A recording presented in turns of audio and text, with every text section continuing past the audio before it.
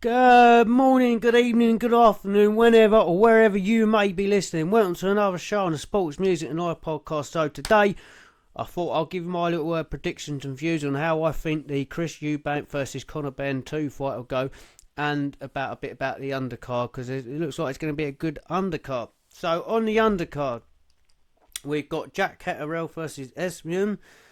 Sorry if I pronounced that wrong. That could be a good fight. Hopefully Jack Catterall doesn't play it too safe, because he can fight. He's a good boxer, but hopefully he doesn't play it too safe and he gets in amongst it, because this is going to be a tough fight. For this is the guy who beat Josh Taylor in his last fight, and he showed in that fight that how good he is and how good he can be. So I don't think this is going to be an easy fight for Jack Catterall. This could be make or break for him too. You've also got Adam Azim versus Kurt Scooby. Don't know who that is.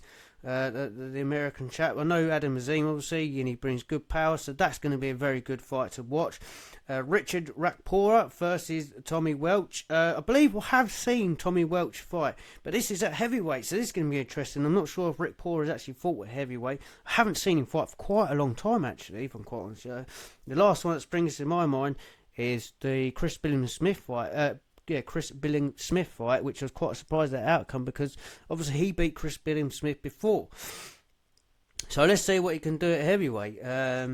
You got Sam Gilly versus Ishmael Davis. Now Ishmael Davis is a fight I've been watching for the last couple of years or so, and really been enjoying watching him. So I think that could be a good fight. He brings it, his game, and he brings power. I can't say without watching it if I've seen Sam Gilly. But when I tend to watch the fights, I'm like, oh yeah, I do remember who you are. So that's the undercard that I'm looking forward to watching. So let's get in and let's talk about the Chris Eubank and Conor Ben. So yeah, no, it wouldn't be as big as their dads' fights. No, they wouldn't have had this fight if it wasn't for their dads. But they deserve the credit where they deserve the credit, because they put on such a cracking fight the first fight. I felt Conor Ben nicked the first one because of what he'd done in the earlier rounds, and this is where I think he is going to win the second fight if he uses his bobbing and weaving. But saying that, Chris Eubank did utilise that, and that's where he come into the fight in the first fight, and he won his rounds because he couldn't live with Conor Ben at the start of that fight. Conor was too quick out of range, in and out of range, and the punches, and Eubank was really struggling with that. But also, what was very clever about Eubank is how he reserved his energy, considering that what he had to go through with the weight training. And while we're talking about the weight training, everyone's saying, yeah, you know about Chris, but listen, Chris is quite clearly keeps saying he's the A-side fighter in this fight. He's the big dog. So the ball's more in Chris's court than Conor's. So they can't keep complaining about the weight. I don't think Chris Eubank Jr. so much is more about the dad, but he's doing it, and Chris has been boiling him down to this weight for a long time. But I think he's played it very smart in this one, because he has because I believe the fight was meant to be in September, but then obviously it didn't happen, and he held it out, and I think he's held it out for longer to make the fight for November, so he can do the weight properly this time. And I think he would have got it right last time. It was a miss, whatever it was. They still put on a cracking show, and I generally think if I'm getting my predictions right, and this is where Conor Ben's going to win it, it's going to be on he's slipping and sliding and bobbing and weaving, just how his dad used to do it. And I don't think Chris lives with it, and I think Conor's going to come in with more energy because he threw everything in him earlier rounds, trying to take Chris's head off, because he had that built-up anger and frustration from obviously what went on before that fight and all that, and with all the drugs cheating and all that. So I think if Conor boxes it right, he wins. I do think it's going the distance. I can't see anyone getting stopped. For me, and I think it's going to be a Conor Ben win.